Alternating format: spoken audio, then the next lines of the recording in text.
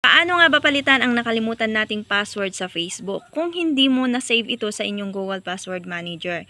So, kung hindi nyo ito alam kung paano ito gawin, tara at ipapakita ko sa inyo. Ayan, so unang-una i-log out nyo yung inyong Facebook account. And then dito sa lagayan ng password, since nakalimutan natin yung ating password, tap natin itong forgot password na nandito sa baba. And then may dalawang option dito, pwede nyong i-continue o try another way. So, try natin itong continue. Ayan, so may nakalagay dyan, open the Messenger app on this device to see your login code. So, check po natin sa ating Messenger. Pwede nating makita rin yan sa ating notification. So, hilain natin yung notification kasi nag-notify si Messenger. Ayan, so, hilain lang natin pababa yung ating screen. Ayan na yung code na binigay sa atin. So, input na lang po natin. Ayan, so after nating ma-input yung ating code, tap na natin itong continue.